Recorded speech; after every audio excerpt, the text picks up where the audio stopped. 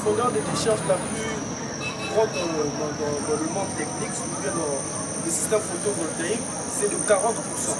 Donc, dans le régulateur, il y a un dispositif qui peut nous signaler que notre batterie, elle est déchargée, elle est arrivée à 40%.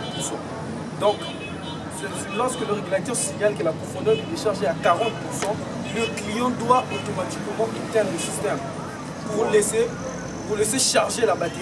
Ce qui démotive un peu les clients actuellement avec le système photovoltaïque, c'est l'un des inconvénients que nous avons, c'est le coût. Parce que si tu veux implémenter un système complet, il y a des gens qui arrivent parfois jusqu'à 15 millions, jusqu'à 10 millions. Maintenant, imaginez un client qui a dépensé même 8 millions avec la conjoncture actuelle. Est-ce que ce client-là va te dire quoi? Quelle sera la suite? Vous allez finir au commissariat.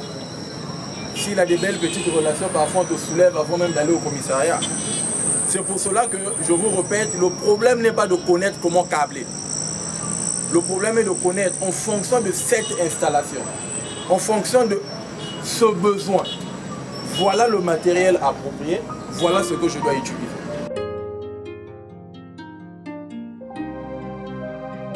Bon, mes impressions sont bonnes, très bonnes, parce que j'ai quand même acquis quelque chose de bien, quelque chose de nouveau qui peut me faire valoir dans la société. Durant ces 2 mois de formation, nous avons appris comment installer une maison photovoltaïque, c'est-à-dire un panneau solaire.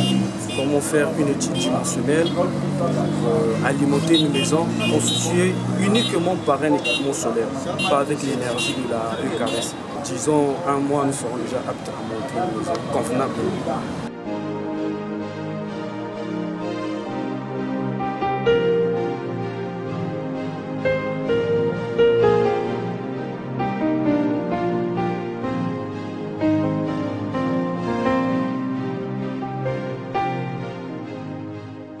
Il m'arrivait de passer dans les rues, dans les boutiques, j'apercevais des caméras, mais j'ignorais au fait les fonctionnements. Ça attisait ma curiosité. Alors, une fois en passant, j'ai été informé qu'il y a des formations sur les vidéos solaires gratuites. J'ai subitement opté pour cela afin de limiter mes questions. En apprenant ça, j'aurai des réponses. Alors, quand je suis venu en salle, j'ai appris. En ce moment, je peux dire que je connais ce que c'est que la vidéosurveillance. Parce que j'ai appris que c'est un système de sécurité électronique basé sur les caméras qui sont disposées dans le milieu public ou privé afin de le surveiller. Nous constatons qu'il y a des braquages, des vols. Or, si on se limite à placer l'homme, quand il fait nuit, normalement, il dort. Or, quand nous mettons une caméra, la caméra ne dort pas, elle est là. Et quand il y a coupure de foi, il y a l'onduleur qui est là pour limiter quand on manque d'image. Donc en gros, c'est ça qui m'a émerveillé à vouloir apprendre la vidéosurveillance.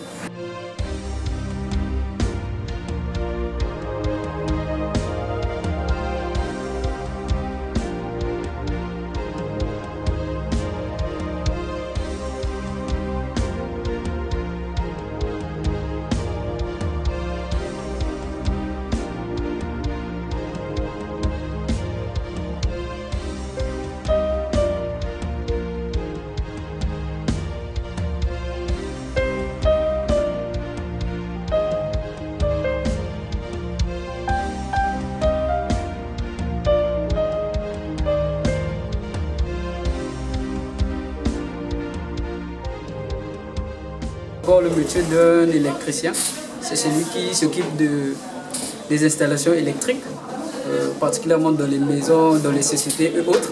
Alors, l'électricité, c'est donc le déplacement des électrodes qui conduit à l'électricité. C'est ce que nous faisons ici. On fait des montages, beaucoup de montages pour permettre à ce que partout où tu iras dans les sociétés et autres, tu puisses bien faire les montages. C'est ce qu'on peut dire sur le métier de l'électricité pour l'instant. Pour l'information, je dépanne déjà, bien que j'ai fait 2 mois. Je suis déjà en train de dépanner quelque part. Voilà. Donc c'est quelque chose qui est très important, qui te rend en fait indépendant. Et partout où tu iras, tu n'as pas besoin d'être dans les sociétés et autres. Même dans le quartier, dans les secteurs, dans la cité, tu peux travailler. C'est une bonne chose, ensemble avec les autres, quand on verra le monsieur, je souhaiterais que ce soit vraiment avec des acclamations parce que ce qu'il a fait, c'est vraiment extraordinaire. Prendre des jeunes et les former, c'est quelque chose de très capital. Et aujourd'hui, si je travaille dans les sociétés ou bien quelque part d'autre, je n'oublierai jamais la personne qui m'a envoyé ici. C'est ce qu'on peut dire. En tout cas, un grand merci à vous, vous qui avez permis que nous puissions avoir une formation de telle.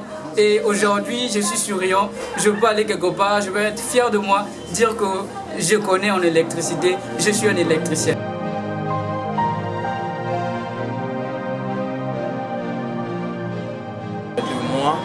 Le bilan sans les volontés, il est assez positif parce qu'on était sceptiques, on se disait bon, peut-être nos mots viennent par effet de masse, mais nous avons pris le soin de les conscientiser dès la base.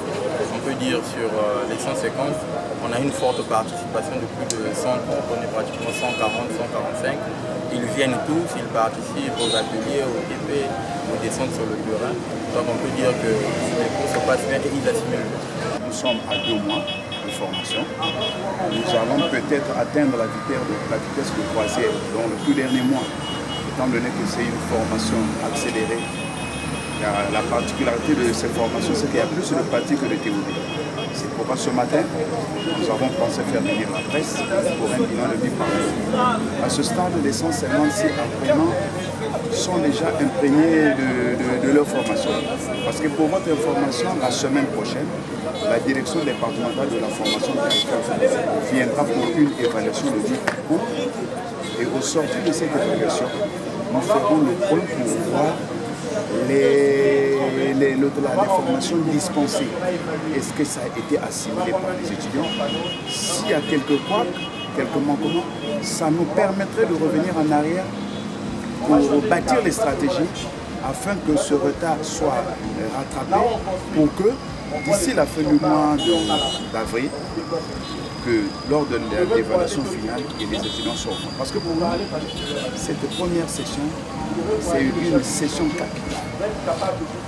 Si nous faillissons, c'est pour dire que les autres formations ultérieures sera un cas aussi. Pourquoi nous avons mis du sérieux sur cette première formation? Il faut que ça soit une réussite.